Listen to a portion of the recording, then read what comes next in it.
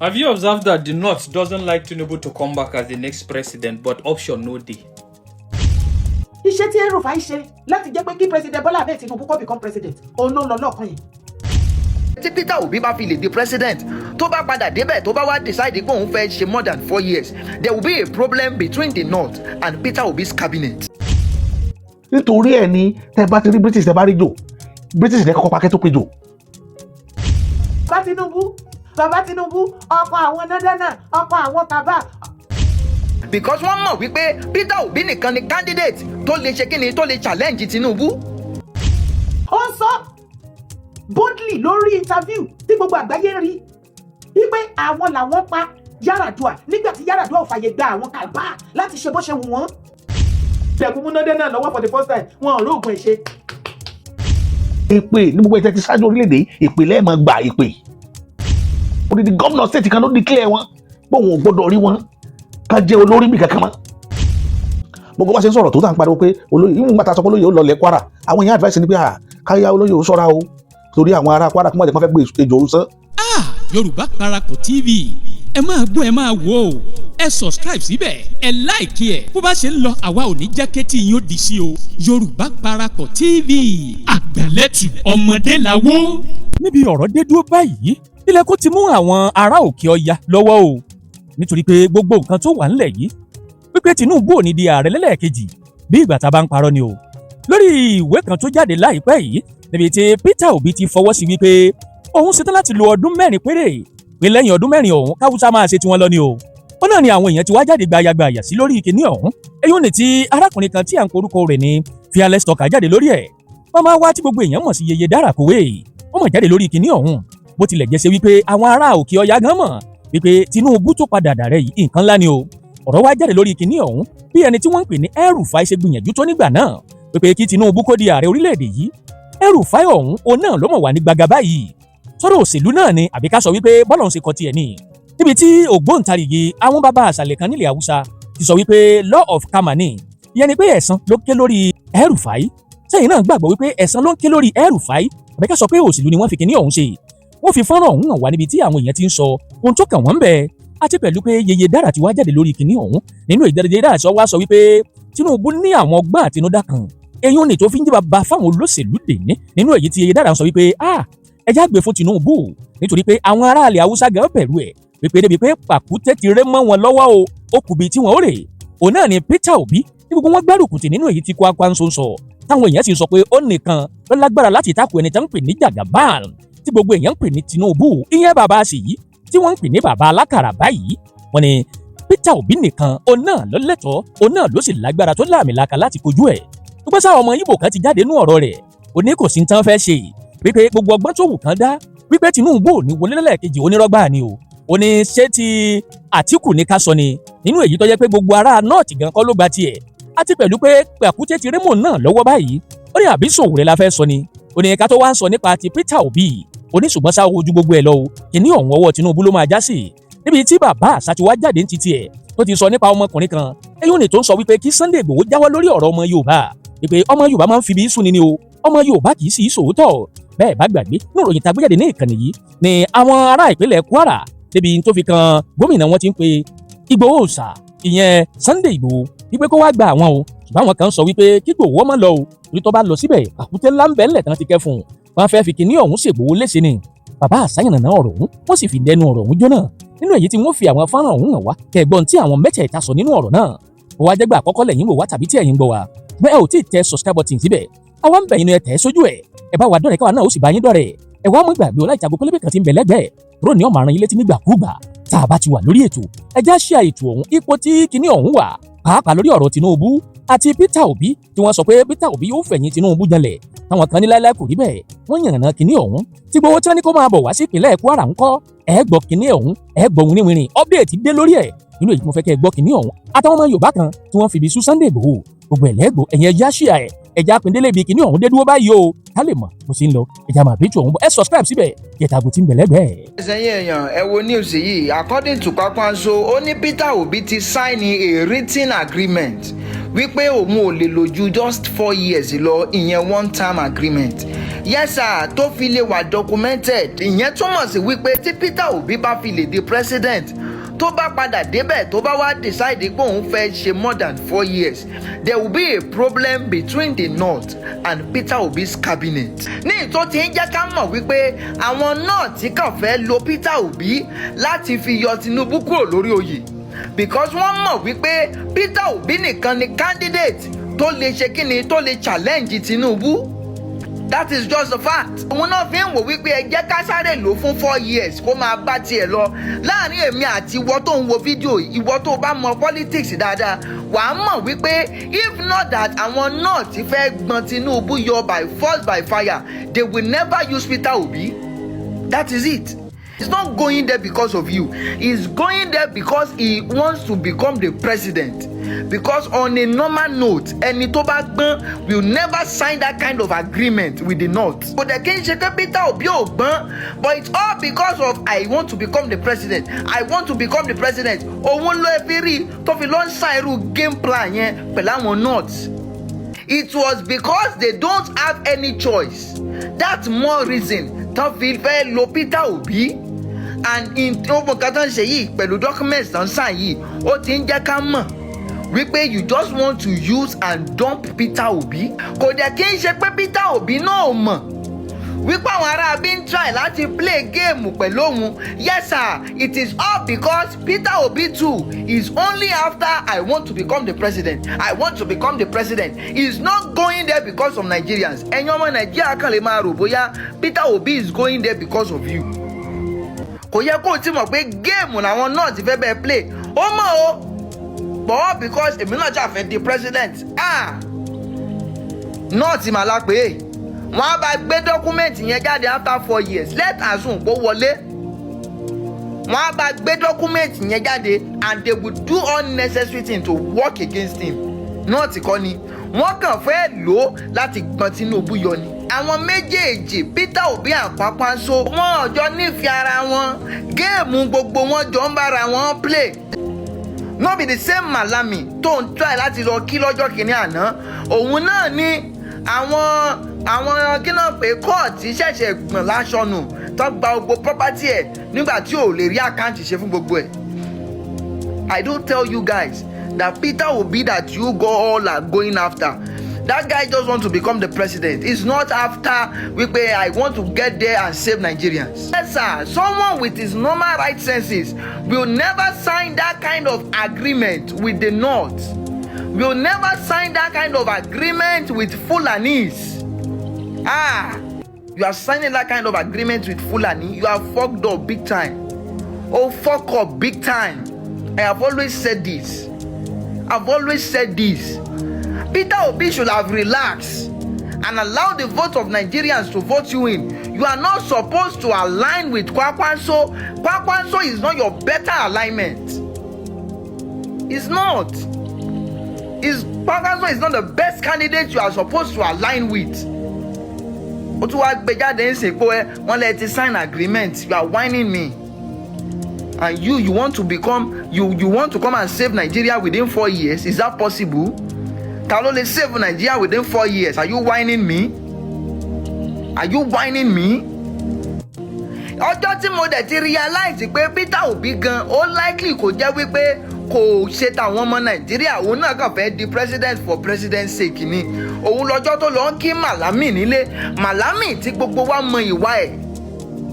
The same Malami ló lọ ń bá, ló lọ ń kí nílé for what purpose? For what purpose? Wọ́n á fi lọ máa kí Malami nílé. Malami tó jẹ́ wípé ó wà lára àwọn tó bá yé Nàìjíríà jẹ́. If you want to stay innocent, if you want to stay neat, if you want to stay without any bleach, without any sin, you have to stay alone. Let Nigerians vote, take you in. It's not that you will be associating yourself with past criminals. So, Mr. Peter Obi, upon the 4 years tó lóun máa fi turn Nigeria upside down, kò sí anything tangible ní gbogbo interview ẹ̀ tí mo máa rí tó máa ń grant in every minute 24/7. Kò sí any tangible kan bẹ́ẹ̀ ni kan béèrè lọ́wọ́ ẹ̀ pé báwo ló ṣe fẹ́ ṣe economic problem ilé, báwo ló ṣe fẹ́ tackle ilé àbí nǹkan kan. A lọ sí western world tí ò mọ bí àwọn political class wọn bí wọ́n ṣe ń ṣe ìlú wọn bó ṣe ń tò ìlú wọn á lọ máa sọ story tí ò kàn bẹ́ẹ̀ àwọn developed country á lọ máa sọ nǹkan tó wà ṣífù ń bẹ́ẹ̀ mọ iṣẹ́ lélẹ̀ á máa give yín ní rate tí ò correct mathematics tó ti wọgbó lọ á bẹ̀rẹ̀ sí ní confuse yín lórí nǹkan tó ń gọ tí kò yé tí àwọn kankan ń fún ní story yẹn pé kò náà máa gbé lẹ̀ ibẹ̀ ni kọ́kọ́ la tún yín lọ tó tẹ̀lé mi kó tó wá wọlé náà. In Nigeria, you have heaps of issues everywhere. Our main concern today is the security in the country. You could see that in recent years, we have seen the insecurity mainly in the south and the northeast. It moved into the northwest, north central. Now it is migrating into the southern part of the country, which is most unfortunate.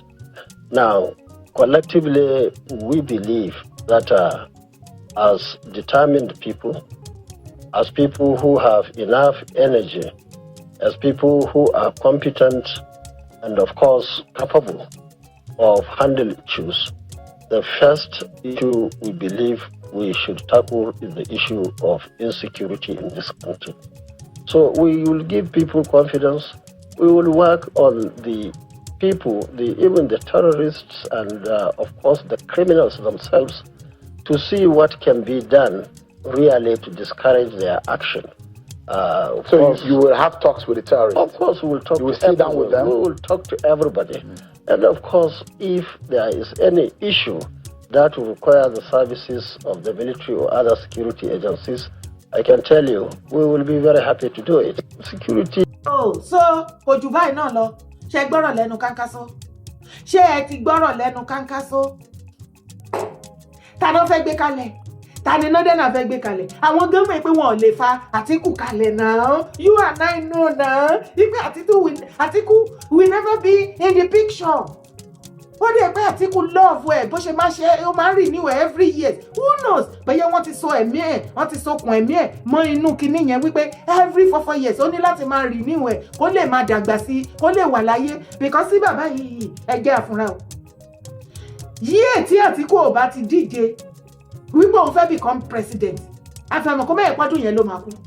Ó ti mú ọwọ́ kan mí ìdání because mi ìrírú eléyìí mi ìrírú ẹ̀sìn tó báyìí rí. Ẹ̀yin náà wà láyé tí mo ti ṣe níbẹ̀rẹ̀ fídíò títí tàfi débì. Ẹ̀yin náà gbọ́rọ̀ lẹ́nu náà àwọn Northern yìí náà. Táwa ni candidate gan ti Northern tí wọ́n wá fẹ́ gbé wọ́n fẹ́ fi tákù bàbá Tinubu o. Ẹ jọ̀ọ́ Sowore. Sowore o Sowore o Sowo kò tó parẹ́ ikú lórí ọ̀rọ̀ Sowore. Every one of them dey cash out. Ó pẹ́ ká tó mọ̀.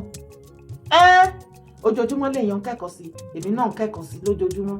There are some things you see me doing before tó lè máa rí mi henceforth tí mi ní máa ṣe mọ́ ẹ̀kọ́ ni mò ń dàgbàsókè sí ni.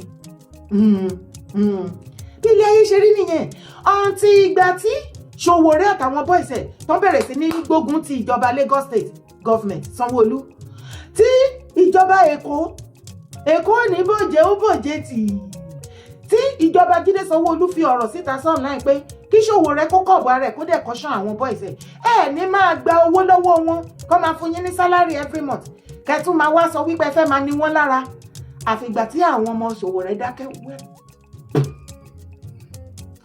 Ní ìgbà tí wọ́n fi lè máa fún àwọn ọmọ Sowore gbogbo àwọn boys Sowore tó ń rí tán pariwo káàkiri lẹ́yìn ẹ̀ tó ń gba salary báwo lọ̀gá wọn dìmẹ́dìmẹ́ gan ṣe nígbà $1 ló máa cash out. Ta ló sọ fẹ́ pé Sowore is against the government? Ọ̀pọ̀lọpọ̀ nǹkan táwọn pípù ìfi rú wa lójú ló pọ̀ ṣùgbọ́n ojú wa tẹ ńlá ìgbéra lójú tẹ rà ẹ má bínú ẹ̀yin tèmi tẹ wá láti lẹ̀. Ṣé yìí náà rí? Okay, Mr. Peter Obi tán wá tún wá gbé kalẹ̀ ń sìn ìwọ náà wo nǹkan tó fún dá lára. Insecurity tó jẹ́ òun ló ń gbomi lójú everybody àtàgbà tọmọdé ọkùnrin àtobìnrin àwọn nǹkan tó jẹ́ politician wọn ò mèèyàn tó bá kàn lọ́dọ̀ wọn inú fún ẹ̀dọ̀fọ́ bẹ́ẹ̀ ni gbogbo wọn wà. Peter Obi lòun ò ní any solution. Ó ní the only solution tóun àti running mate Kankaso Fulani tó lè ṣe òun náà ni kí wọ́n lọ máa bẹ àwọn terrorists. Of course kí lẹ fẹ́ kó ṣe. Kankaso ni running mate customer dáadáa ni bíi ti bàbá running mate bàbá Tinubu náà Shettima ṣe bí gbogbo wọn láàmú wọn àbí òrí píṣọ̀ bíi tí Shettima ti ń bá bandit jẹun ni àbó òrí fídíò káàkiri ni tó jẹ́ sí wípé kò sí àti governor àti everybody wọn ní northern part of Nigeria, all of them are terrorists.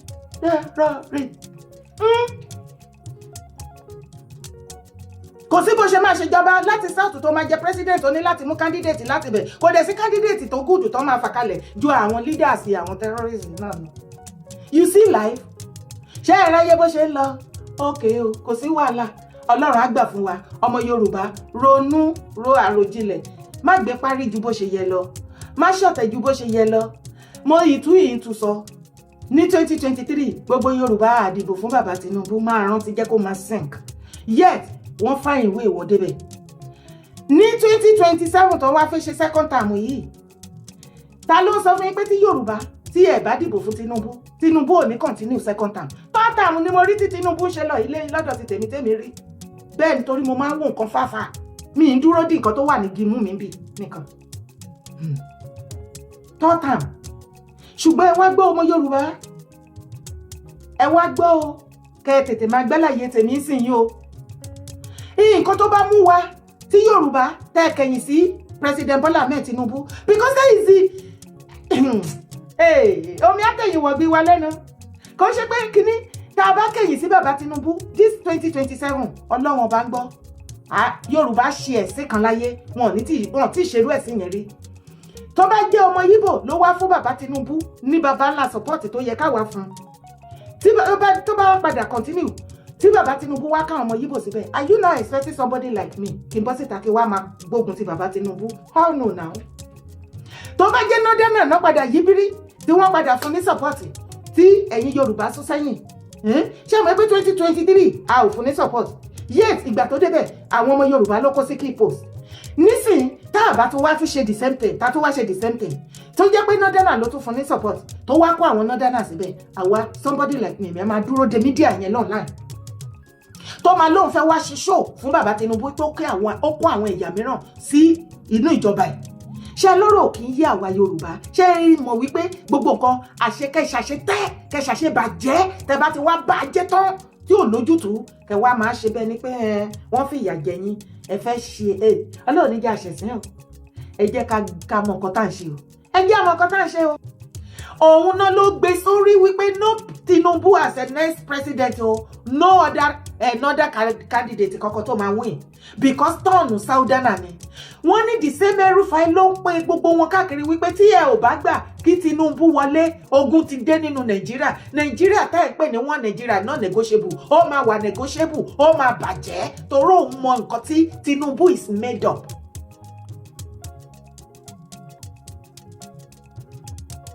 Torí òun mọ àrà tó wà lọ́wọ́ Tinubu, òun mọ nǹkan tó lè ṣe.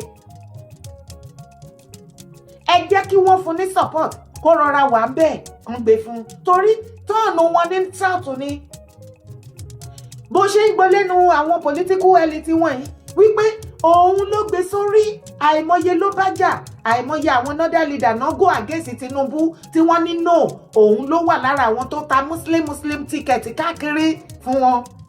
Ní ìgbà yẹn, ǹjẹ́ tí wọ́n bá ríyàn sí Elrufai ní pẹ́rẹ́ ìpàkọ́ wípé wá èèyàn tó ń ṣiṣẹ́ fún tó bá dé orí àpèrè yẹn, òun ni Ọlọ́run máa lò láti wá ṣe kíni, ṣe ìdájọ́ fún ẹ.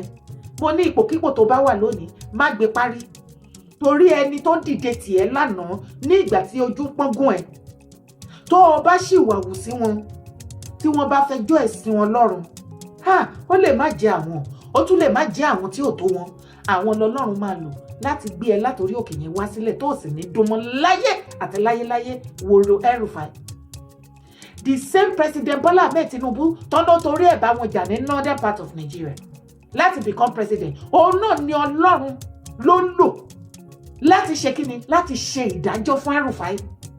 Òun ló ń ṣe ìdájọ́ law of karma fún Elrufai lọ́wọ́lọ́wọ́ Elrufai ní ìgbà tí Ọlọ́run gbọ́ àdúrà àwọn tí Elrufai fi ọwọ́ ọlá gbá lójú tó rò wípé orí àpèrè tó ń wà àti pé position òun ní northern part of Nigeria ní the whole of Nigeria kò tí ì sí anybody tó lè, kò sí president kankan tó lè jẹ láyé tó lè fọwọ́ tọ̀hún lórí mú àbí tó lè wò òun anyhow.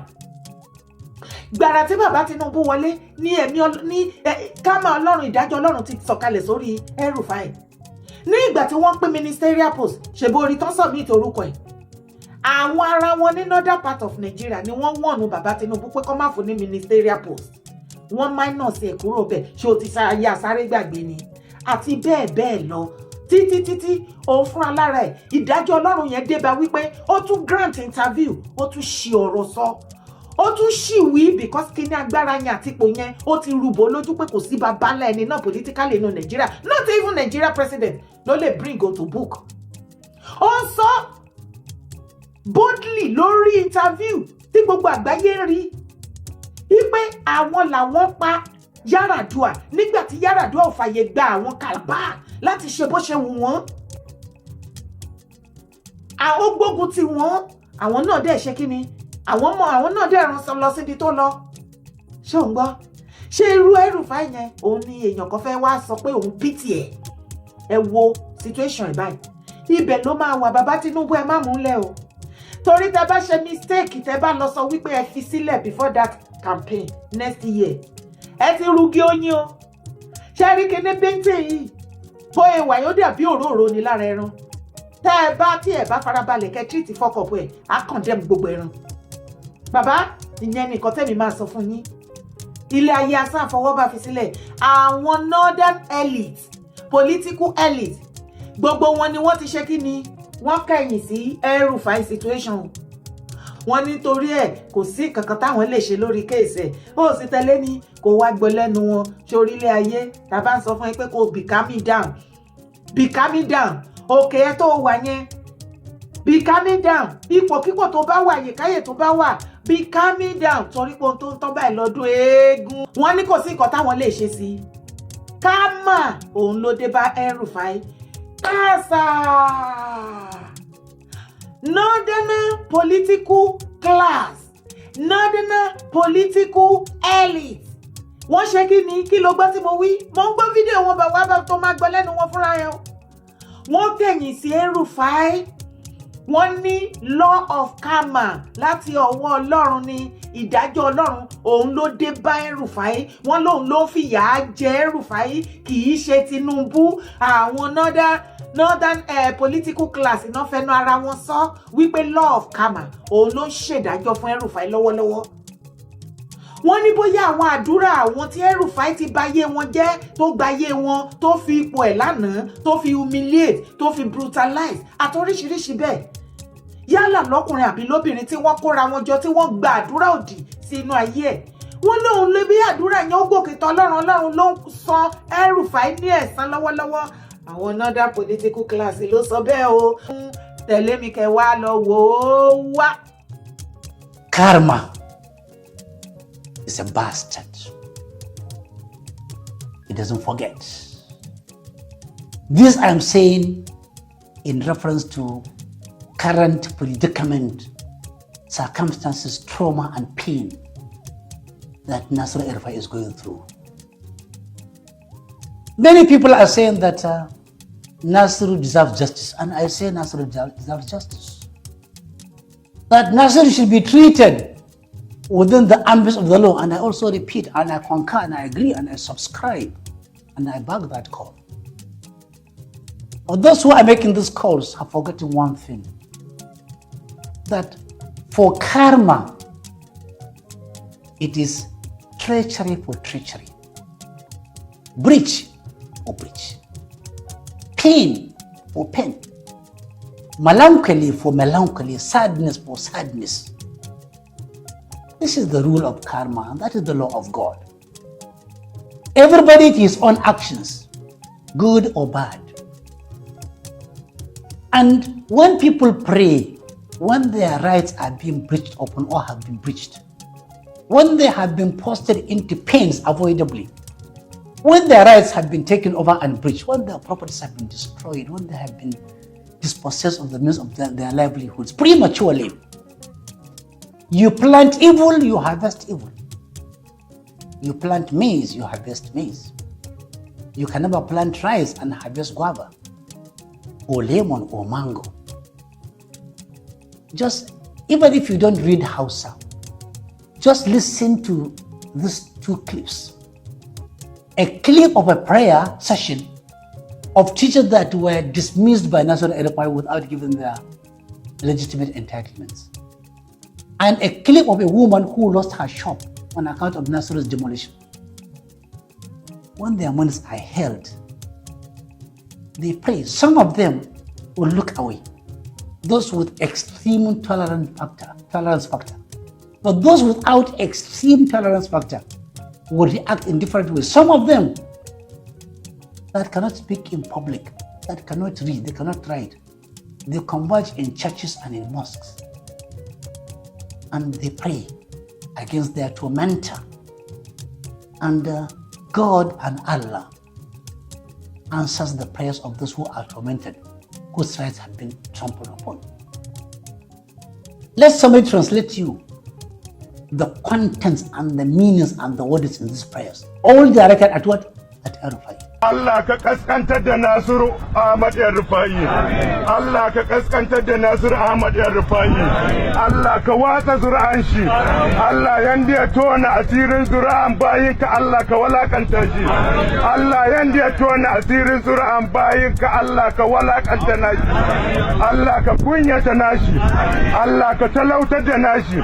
Allah ka saka musu bala'o'in da ba su zato. Allah ka saka musu masifan da ba ni da abin da zan ce nan ya ci na nan ya sha na Allah yake ba ni da abin da zan yi an zo an wulakanta mun kaya. Wannan kayan ki ne nan gurin duka? Kayan ta ne nan gurin duka? Kayan ta ne nan gurara. Allah sarki. Akwai na iya muna neman Allah kuntata mishi. Nan nake biyan kuɗa. Nan nake ci nan nake. Yawa Allah nan ba ta da mataimaki bawan Allah sai Allah. Ba ta da miji ba ta da wanda zai taimaka masa sai gurin Allah sai wannan sana'a. Bismillah ita ne kuɗin haya ita ne abincin da za a ci ita ne kuɗin makarantar yara. Bismillah ga abin da ta kasance amma wannan baiwa ayayenmu. Akwai na iyayen ku. An fito za a nemi abin da za a ci yau. Shi za a kai gida goban Allah kai mu a fito a nema a kai gida. Ga abin da ya mana in har ya kuntata mana ne to saboda Allah ya ake so da mutane. Ya ake so da al'umma saboda Allah. To Allah shi kyauta. And the prayers of those who have been wronged are answered. They go to God directly without any intermediary, and they are answered with precision. My fear is and my thought is that these prayers against Nasiru have been answered serially and severally by God. Otherwise, how do you imagine the role Nasir Elrufai played in bringing Tinubu to power? How do you imagine, except for these prayers that have been answered, how do you imagine that the same Elrufai is being treated as a lapper in this government, is being denied any position? He has been peddled as a security organization as reported. Same person has been arrested. Same person has been arraigned serially and multiply. Except a curse in prayer, one cannot understand and comprehend why these things are happening to Nasiru Elrufai. And the way Nasiru disparaged almost all Northerners who are opposing Tinubu's candidature, the way he wished away all elders in the north and assumed the role of an older, sole eldership owner in the north, he fought with his teeth and nail. You could see him visibly angry anytime he is promoting Tinubu. Ẹ wọlé ayé, ẹ gbọ́ ọ̀rọ̀ lẹ́nu àwọn northern political class. Ó ní wọ́n pe òun pé àwọn kọ̀ọ̀kan wọ́n ń sá káàkiri tán pé àwọn àgbààgbà ní northern part of Nigeria. Ìpè kí wọ́n wá foríkorí kán jókòó, kán pé bíríkótó, kán pé bíríkótó wípé Elrufai ò gbọdọ̀ rọ́tì sí inú prison bí tó wà. Ẹ já lọ gbálẹ̀ ara wọn ni. Ó ní ṣùgbọ́n law of karma òun ló ń deal pẹ̀lú Elrufai lọ́wọ́lọ́wọ́ kì í ṣe Tinubu. Ipasẹ̀ èèyàn kan lọ́lọ́run á fi fìyà jẹ èèyàn kan. Tó o bá wà ní àyè kan àbí ipò kan lónìí tó o rò wípé kò sẹ́ni tó lè mú ẹ bí ènìyàn ò bá lè mú ẹ Ọlọ́run á mú ẹ bọ́lọ́run bá dẹ̀ fẹ́ mú ẹ kò ní sọ̀kalẹ̀ látòkè ọ̀run wá mú ẹ ènìyàn bíi tiẹ̀ náà ló máa ràn òun ló ń ṣẹlẹ̀ sí Elrufai lọ́wọ́lọ́wọ́ tí àwọn northern political stakeholder the northern political elite tí wọ́n bá sọ wípé kán má pe àwọn ò ní interest nínú meeting láti ṣe meeting bí wọ́n ṣe máa dá agbára jọ àbí bọ́n ṣe máa lọ bẹ Tinubu kó free Elrufai wípé law of karma ìdájọ́ Ọlọ́run òun ló dé bá wípé kò hùwà rẹ̀ kò ṣẹ̀ṣẹ̀ rẹ̀ ní gbogbo àsìkò tó jẹ́ gómìnà àti gbogbo ìgbà tó ti ń dùn politically ní northern part of Nigeria. Ìwọ tó bá ń gbọ́ news dáadáa nípa politics tó dẹ̀ máa ṣe research, wàá ti rí àìmọye ọ̀pọ̀lọpọ̀ àwọn èèyàn ní northern part of Nigeria, wàá ti gbọ́ oríṣiríṣi ìwà tí Elrufai tó fi ayé wọn dá lára. Bẹ́ẹ̀ ni, ǹjẹ́ ìgbà tí Elrufai wà lójú ibẹ̀ tó ń jẹ́ jíìn inú ògò tí wọ́n bá sọ fún ní ọdún náà lọ́hùn lára àwọn tó humiliate tó brutalize láìsí anything tí wọ́n ṣe, lára àwọn tíṣà tó disengage wọn, tó kàn déédéé yọ wọ́n níṣẹ́, tó gba ìjẹ lẹ́nu wọn, lẹ́nu àwọn obìnrin tó fi ìyà jẹ oríṣiríṣi wọn, ọkọ wọn àti oríṣiríṣi àwọn èèyàn tí wọ́n wá ké pe Ọlọ́run wípé tó Ọlọ́run níbi tí ọ̀rọ̀ èdè dúró agbára ti pín fún wọn, agbára ti pín fún wọn. Ọlọ́run wo ìròbínújẹ́ ọkàn wọn, bá wa ṣe báyìí fún àwọn ò ní agbára tí wọ́n lè fi discipline Elrufai, ṣùgbọ́n ẹ̀yin Ọlọ́run lọ́ba tí ń lágbára tó gbàgbára lọ́wọ́ alágbára tí ń fi tagbára mú ni, tí ilé alágbára tí ó mú alágbára ní ṣíkún láì lè lọ́bì kankan. Dìde kó wá san ní ẹ̀san. Ǹjẹ́ gbogbo ìgbà tí President Bola Ahmed Tinubu tí wọ́n ṣe campaign wọn ní northern part of Nigeria fún president tí wọ́n wà ń bẹ̀ lọ́wọ́lọ́wọ́ ẹ̀, ṣe bó ń gbọ́ lẹ́nu wọn bẹ́ẹ̀? Elrufai bayé jẹ́, ó bọ̀rùn sí jẹ́. Lótìtọ́ politically agbára yẹn wà lọ́wọ́ ẹ̀, ó ṣì lò, ó kó sí lọ́pọlọ, ó la ṣe sọ fún ẹ lénìí. Be calming down, má gbé nǹkan kan parí torí gbogbo nǹkan tó ń tán lọ́dún eégún. Ṣùgbọ́n ibẹ̀ nìkan kọ́ ni mò ń lọ o, ibẹ̀ nìkan kọ́ ni mò ń lọ, wà á tún gbọ́ ilé náà. Have you observed that the North doesn't like Tinubu to come back as the next president, but option no day? Why do I say option no day? Because at this point in time, the North that I know, when they mean them, just like the way where they mean them for Buhari time, at this point in time, you go hear Buhari name, they reign everywhere. But the only thing we generally agree with as Northerners at this point in time is Tinubu is not good. So if Tinubu is not good, who is the next candidate? Showore? No. It no be Muslim, abi. What? Let me not generalize the fact that it's all Arewa, but that is what exists in the minds of an Arewa, a religious fanatic and a tribal bigot. That is to say, he must be an Arewa person, possibly Hausa or Fulani, or at all. He must be a Muslim. So at the end of the day, where does this take us? We don't like Tinubu, but who will take over from Tinubu? The people who are supposed to take over. They know the people who fit the definition of who a fanatical northern candidate will be. Am I the only one reasoning this? They actually don't want Tinubu to come back as the next president, but alternative no day. Sincerely, alternative no day. Why do I tell you alternative no day? Because they generally know that nobody will vote for any northern candidate at this point in time, because the North have had its own fair share, right? And the contenders at the moment that are the likes of the front runners now are Peter Obi, Showore, and realistically speaking, in the minds of a fanatic, according to wetin him grandpapa don plant in him papa man, wey come plant am for him mind, an Igbo man should not be trusted. And Showore too na another Yoruba man now, abi, and he's not even a Muslim. Do you get it? So that is to say, a contender no day. And if you talk of Atiku, everybody knows, just like I said, nobody will want to vote for a northerner as well after having their own fair share, right? So Atiku is not an option, and a lot of other things.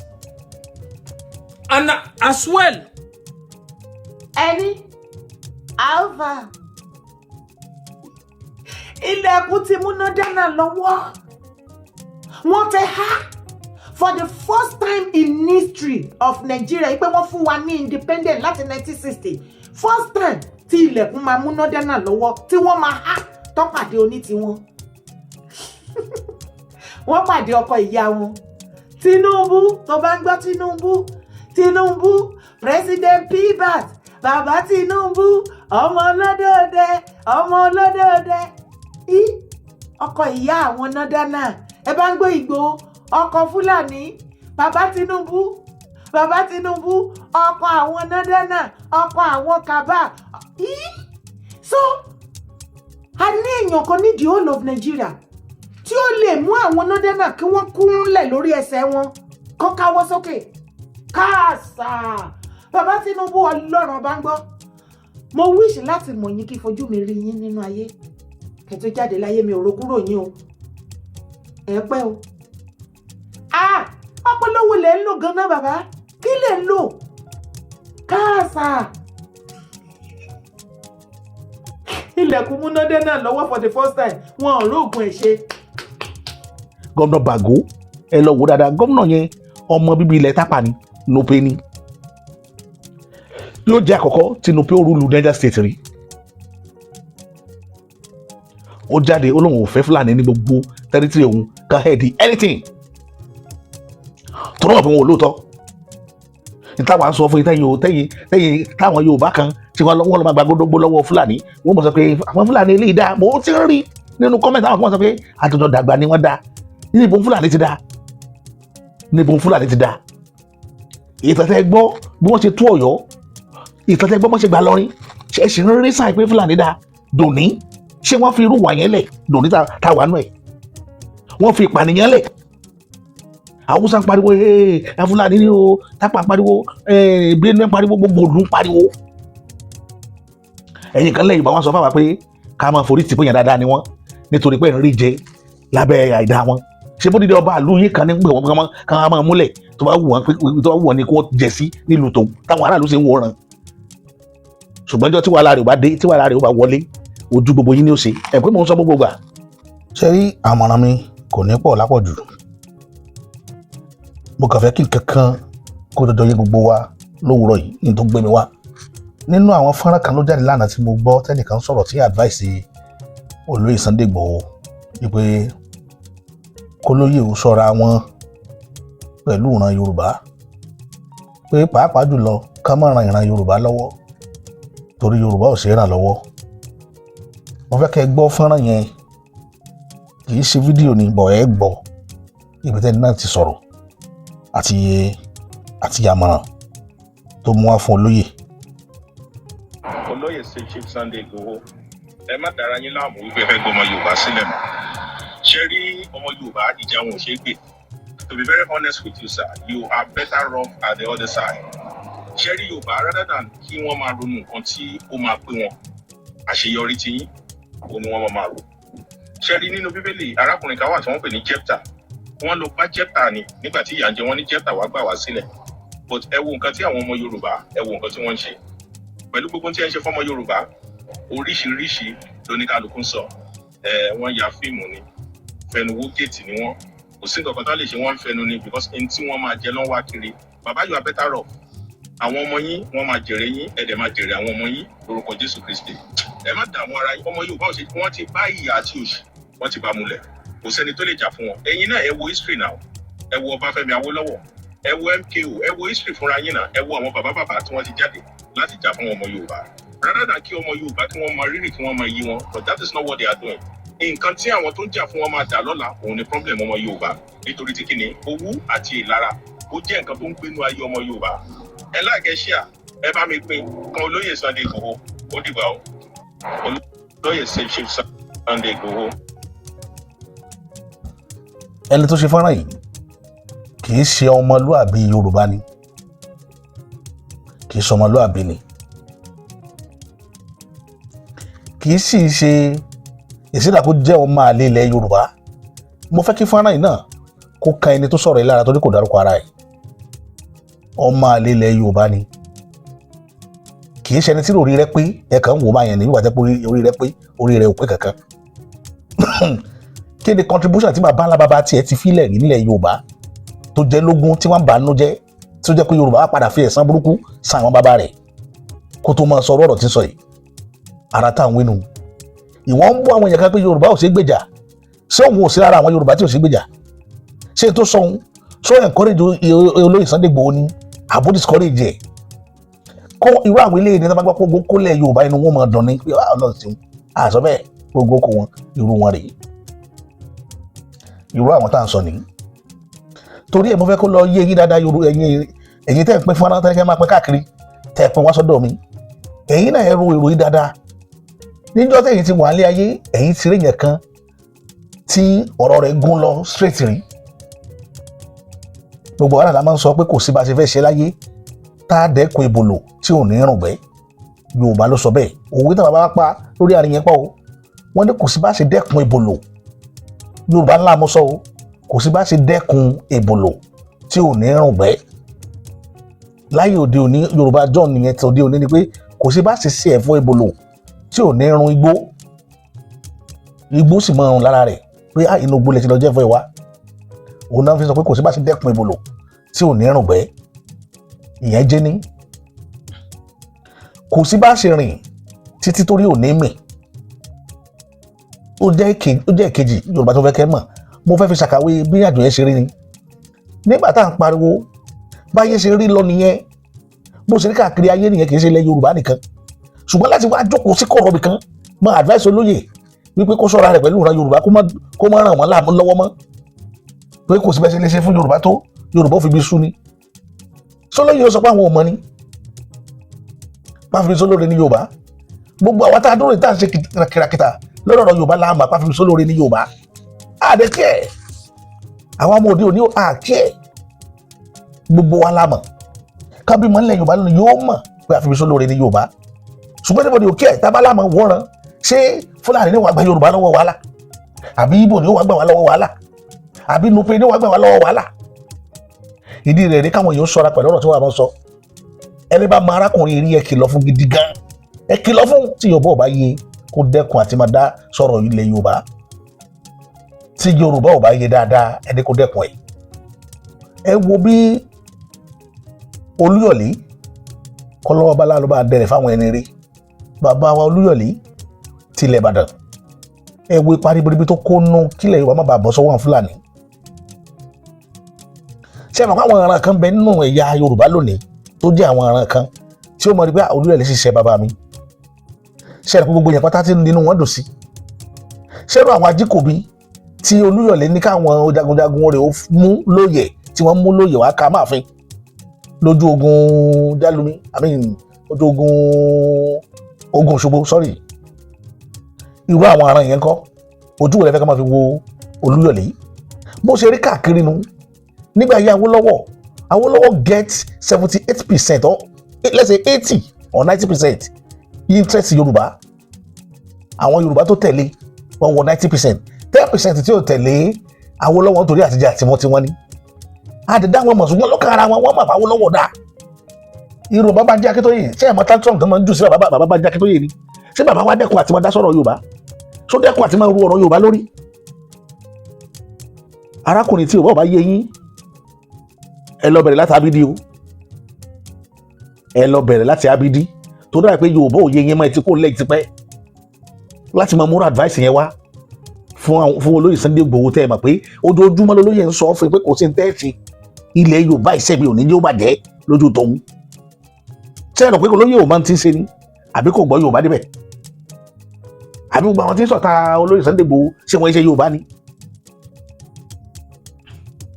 kólóyè tó dá sọ̀rọ̀ Yorùbá nation ó ti lọ́ta nílẹ̀ Yorùbá kólóyè tó dá sọ̀rọ̀ insecurity ilẹ̀ Yorùbá ló ti lọ́ta ìyẹn ò ní lára láti má dá sí ṣùgbọ́n láti wá máa jáde pé àwọn fi ibi sùn pé kíni bólóyè bá stop lónìí ẹlòmíì ó dìde ìgbàgbọ́ tó lóyè ní nìyẹn tí fi ń ṣe pé bóun ò ṣe ẹlòmíì ó ṣe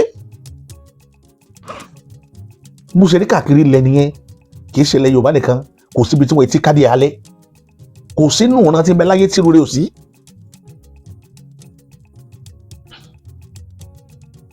ẹ̀wọ̀n jáde ẹ̀wọ̀n advice olóyè Ìgbòho pé kó jẹ́ mójútó àwọn ọmọ rẹ̀ kó má dààmú ara rẹ̀ mọ́ pé Yorùbá ò sí gbèǹjà Yorùbá ò dáa ta wá ní kó lóyè ògbè níjà o dèdèrè tí ń sọ̀rọ̀ ta ní kó lóyè ògbè níjà Nupe ní kó gbèǹjà àbí Tápà àbí Kaduna àbí àwọn ará Sókótó ló yẹ kó lọ́ máa gbèǹjà ẹ̀yin amọ̀kùn mẹ́kọ tẹ́ ẹ̀ mọ́ tó yẹ kẹ́ fowó yín ṣe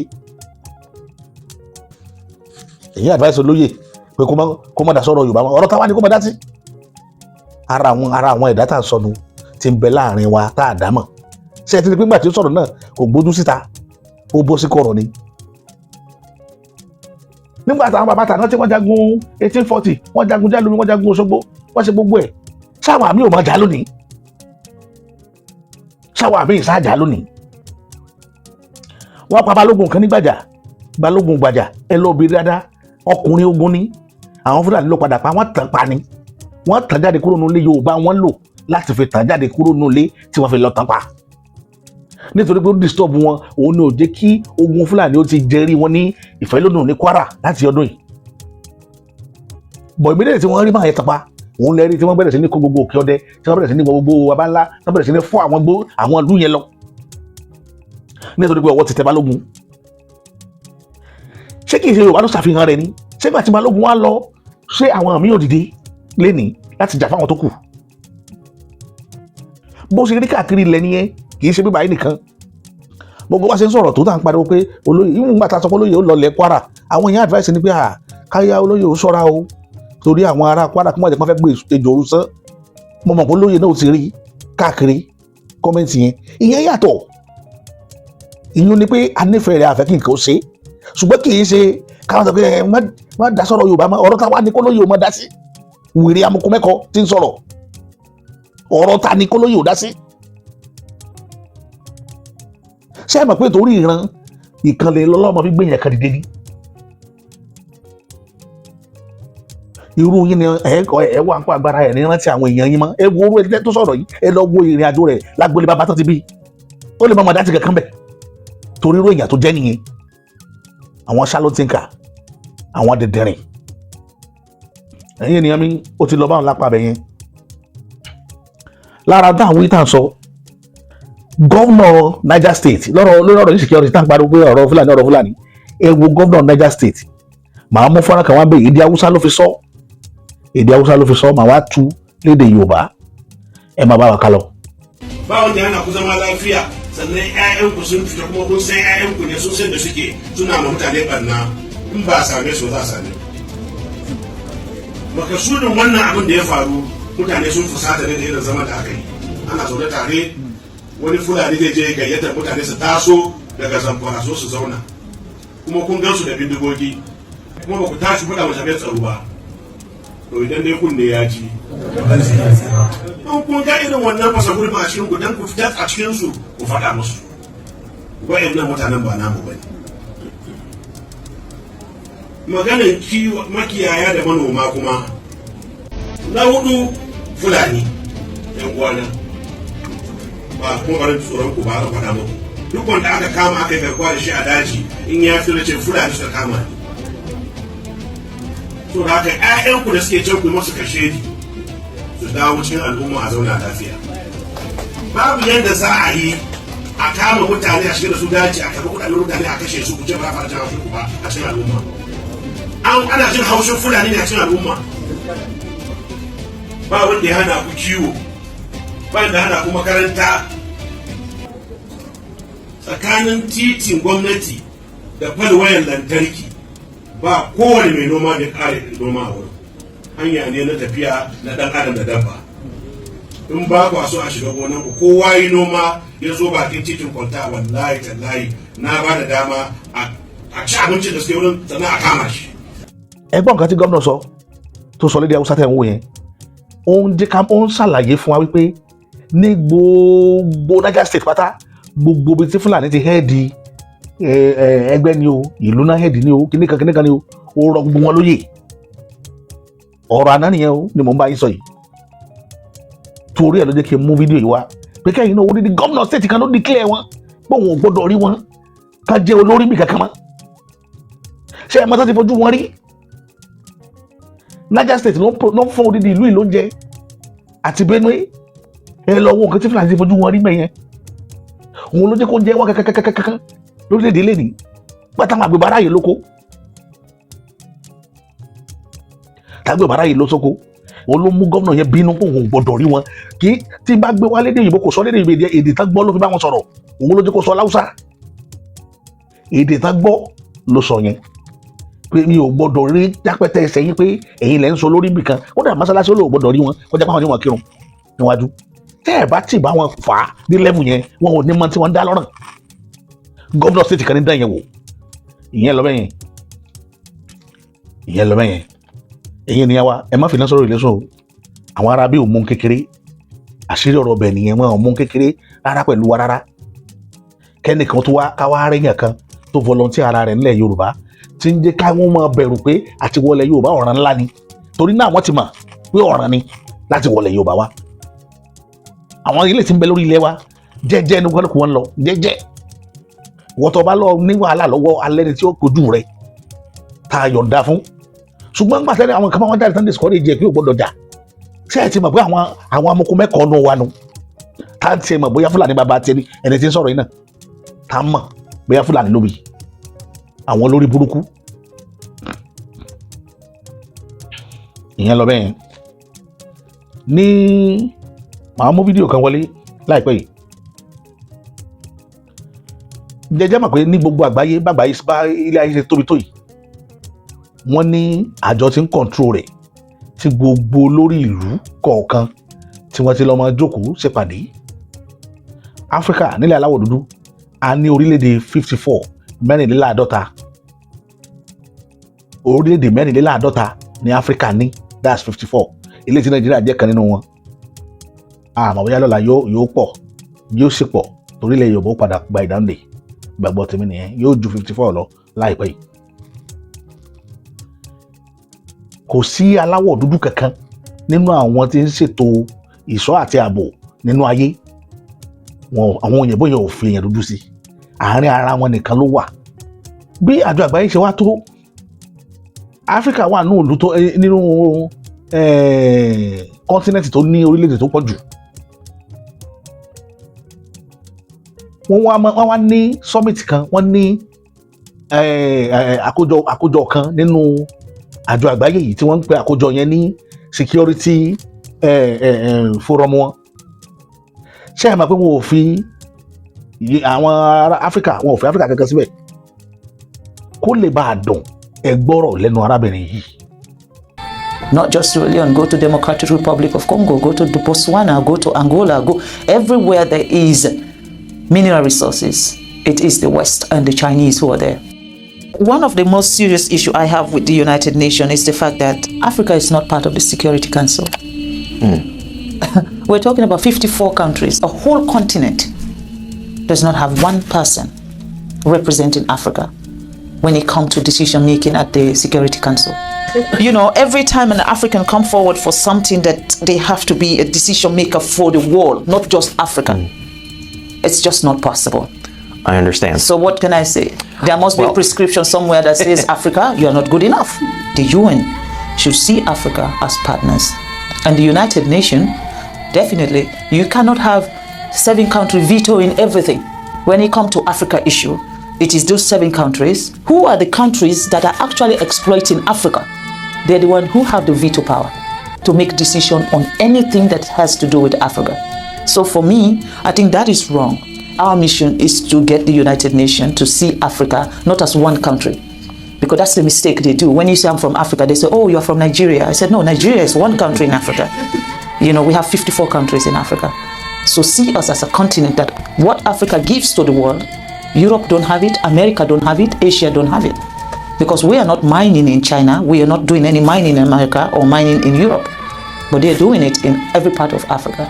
Wọn pé tí wọ́n gbọ́ lẹ́nu obìnrin dáadáa yóò yé yín ọ̀rọ̀ tí wọ́n sọ 54 countries ní Africa o ṣe mọ̀ pé a ní èèyàn kankan tí ń sojú wa tí ń represent wa nínú àjọ ìgbìmọ̀ tó ń ṣètò ààbò nínú ayé nǹkan táwọn òyìnbó yẹn dá nìyẹn torí ẹ̀ rí i pé ní Africa gbogbo nǹkan àlùmọ́ọ́nì táwa ní láfíríkà bí làwọn òyìnbó yẹn lẹ́ẹ̀ máa bá wọn bẹ̀ mélòó ni nǹkan àlùmọ́ọ́nì wọn tẹ́ bẹ́ẹ̀ rúdú sí lọ́wọ́ mélòó ẹ̀yẹ́ ni wa ẹ lọ fúnra yín brain torí ẹ̀ mo fi ń sọ pé ṣẹlá most àwọn tó lead wa láfíríkà pátá amukun mẹ́kọ̀ọ́ ló pọ̀ jù àwọn tó jẹ́ pé tó bá ti lọ meeting yẹn lẹ́yìn kó lọ máa bí wọ́n ṣe tọrọ owó tí president yóò bá kúrò láfíríkà tí ó lọ sí kíní meeting wọn tó máa ń ṣe lágbàáyé èrò wọn ni pé àwọn wá investor lọ àwọn tí wọ́n invest Africa èrò wọn ni pé àwọn wá ojú àánú lọ lè gbọ́ káwọn lọ bẹ̀ kí wọ́n champion opinion kan lè rí nítorí pé ẹ̀rù òyìnbó máa bà wọ́n òun ló jẹ́ kí Nàìjíríà wà nù mess tá a wà lénìí ló jẹ́ ká wà nù mess níjọ́ tí bàbá Bọ́lá Ahmed Tinubu lọ bá King of England tán lọ bá Charles níjọ́ náà lọ́hùn-ún expectation mi ni pé ó yẹ kí wọ́n sọ fún Charles pé ẹ jáwọ́ lọ́rọ̀ Nàìjíríà ẹ jáwọ́ lọ́rọ̀ gbogbo nǹkan tí wọ́n ń ṣe lórí ilẹ̀ wa bí gbogbo ẹ̀ là ń rí àwa tá a jẹ́ ọ̀dọ́ à ń rí àmọ́ pé British lọ́tà àwa àwọn ni wọn ò jẹ́ kí Nàìjíríà gbádùn àwọn náà wọ́n fẹ́ hand over power fún wa tí wọ́n hand over wa lé Fúlàní lọ́wọ́ tí wọ́n jẹ́ kí Fúlàní ó máa ríra wọn bí èèyàn gidi lórílẹ̀‐èdè lórí sọ́ọ̀lì wa lénìí Fúlàní tí ì sára wa àwọn ẹlẹgbẹ́jọba orílẹ̀‐èdè ilé lọ́wọ́ ẹ̀dẹ̀ mọ́ history nítorí ẹ̀ ni tẹ́ bá ti rí British tẹ́ bá rí jò British ní kọ́kọ́ pakẹ́ tó pé jò àwọn àdúró àwọn gbàmára à ń retí kọ́lọ́hún sọ̀kalẹ̀ kó wá gbà wá lọ́wọ́ wọn Ọlọ́run kan ló gbà wá o àwa là á gbára wá lọ́wọ́ wọn gbogbo summit tó ń ṣe tẹ́ ẹ bá ti lọ bẹ̀ ẹ máa sọ jáde pé ẹja àkànná lọ́rùn Áfíríkà ẹ má máa bẹ̀rù mọ́ àti sọ̀rọ̀ kò sí nǹkan tó fẹ́ ṣe kò sí ẹ jẹ́ ká yé orí pé orí ìjà yẹn lẹ́kúnlé lórí nígbà tí Sankara kú àmọ́ fáwọn náà pa gbàtà pa Gaddafi Libya àmọ́ fáwọn náà bá tiẹ̀ jẹ́ àmọ́ tán fojú Traoré Burkina Faso àmọ́ nǹkan tán fi ń rí lọ́wọ́lọ́wọ́ kí ni ìwúlò òyìnbó nínú ìrìn àjò wa láfíríkà dèní àṣewà mẹ́ àlè dá ordinary sweater àlè dá ṣe ordinary sweater àlè dá ṣe bàtà àlè ṣe tá a bá ti rí bàtà ìtàló àwọ̀ bàtà kí wọ́n á lè gbèsè ayé èèyàn dúdú ẹ máa jẹ́ kí wọ́n mọ̀ ẹ gbogbo ẹ̀dá tí bá ti ń bá ilẹ̀ yín ṣọ̀tá ọ̀tá yín ni ẹ má ti dórí pé ẹ̀yin fẹ́ gba nǹkan lénìí ẹ̀yin fẹ́ ṣe títí kẹ́yìn lè rọ́nà lọ ọ̀tá yín ni yóò ṣèdènà dàwọn ọmọ àrọ́mọdọ́mọ yín lọ́jọ́ ọ̀la kò sí owó tẹ̀yìn tẹ́ jẹ́ leaders wà lè kún amọ́lé ní tó lè wúlò fún yín nígbà táwọn ọmọ yín náà bá padà bọ́ sí abẹ́ ìpayín kékeré wọn. àwa wà bẹ́ẹ̀ lẹ́nìí British ti ọjọ́ iwájú àwọn ọmọ orílẹ̀-èdè yìí British ti tọwọ́ bọ̀ wọn ò jẹ́ onígbádùn wọn ò jẹ́ onísinmi wọn ò jẹ́ kẹ́kọ́nọ́mì wọn gbádùn àwa ti mọ̀ ṣùgbọ́n àwọn ọmọ tí ń bọ̀ lọ́la tẹ̀yìn rò pé tẹ̀yìn báyìí ṣe lówó lọ́wọ́ lónìí àwọn ọmọ yín àrọ́mọdọ́mọ yín ò lè bọ́ sí orúkọ ní ìta wà lénìí mọ bọ́ọ̀lù ti rí nítorí ènìyàn fi máa ń ṣe dáadáa lẹ́ẹ̀lẹ́ ní nítorí ọ̀la àṣàkẹ́ ọ̀la tá a mọ̀ tí ó bí British lọ́tà wa o ṣẹ́yìn náà ti rí káàkiri ayé gbogbo ayé lórí pé Áfíríkà àti òdìdé tá a rápálá a ní nǹkankan a jáde kúrò nínú sẹ́ẹ̀rì tá a wà àwọn ọwọ́ ó lọ́wọ́ jàkà àwọn òyìnbó yìí nínú ordinary security ayé wọn ò fi wá sínú ẹ̀ tó rán mà pé a lè dá ara wa sọ nígbà tó máa fẹ́ sọ àgbáyé ìgbàgbọ́ tó ní nìyẹn kí ló fún aláṣọ láti pé kí n sàwọn ló dé ẹ̀yin security sórí ilẹ̀ yẹn dúdú pé ká má lè sinmi ìdí nìyí gbogbo ẹ̀yin tẹ́ jẹ́ leaders Africa irú bàbá Bọ́lá Ahmed Tinubu tẹ́ ẹ bá lọ summit ẹ máa sọ̀rọ̀ ẹ wọlá èjì tẹ́yìn wà lénìí ẹ sọ̀rọ̀ ẹ jẹ́ kí wọ́n mọ̀ pé ìmọ̀ náwó sọ́dọ̀ wa láfíríkà náà fi báyé wa jẹ́ àwọn náà da ọ̀rọ̀ orílẹ̀-èdè irú ẹgbọ́n nǹkan tí Elrufai Oselu sọ ẹgbọ́n tí Elrufai Oselu tó sọ. I don't want people to suffer. I play in that space. I do a lot of advocacy for people. But we need to jolt our leaders. Ayo, what happened to this country? We have seen the likes of the Machimugu. We have seen the likes of Malami, forfeiture and everything. We need to jolt our country back. Ayo, I cry for Nigeria this one. Let me read something to you. Why I'm crying, why I scream sometimes for this country. On the 23rd of December, 1974, Nigeria signed a long-term borrowing agreement with the World Bank. Under this agreement, Nigeria provided $240 million in net resources to the World Bank reserves. And we're borrowing World Bank money. We're lending World Bank money to do development projects for other countries. In 1975, we also lent $120 million to the IMF. This country was not depending on aid in the 70s. I feel like crying this morning. What has happened to this country? And because people are looting the country dry. The same country that was lending World Bank money, $240 million in the 70s. In that same 70s, do you know that Britain was going to the World Bank to loan money because they had an economic crisis? That time we were lending them money. All right, Dr. Bati.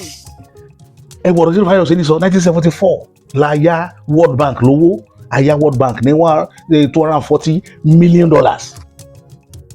Nigerian government kéèyàn kó owó rọ̀gùnrọ̀gùn irú yẹn kéèyàn tó lè kó owó yẹn kó fún World Bank ẹ wo iye tí ó wà ní àpò àsùnwọ̀n orílẹ̀-èdè yìí nígbà yẹn ẹnu afẹ́ ní tó ìlọ́kùn mẹ́wàá arú owó yìí ká tó lè kó ìdákanú ẹ̀ fún World Bank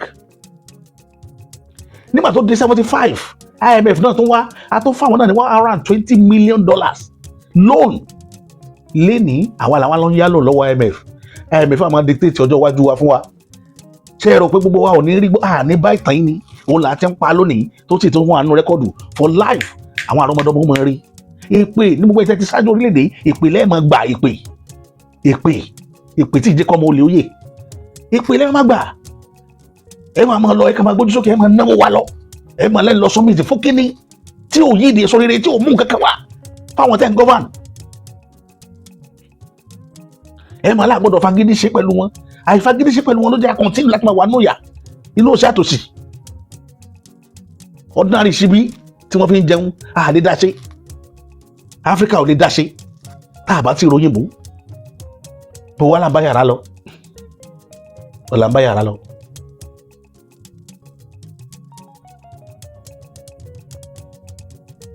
àìfagídí ṣe àwọn ibì kan wà tẹ́ ti fagídí ṣe ó lè bá a nítumọ̀. Yorùbá Parapọ̀ TV ẹ máa gbọ́ ẹ máa wò ó ẹ subscribe síbẹ̀ ẹ like ẹ̀ bó bá ṣe ń lọ àwa ò ní jákẹ́tì yín ó di sí o Yorùbá Parapọ̀ TV àgbàlẹ́tù ọmọdé làwọ̀.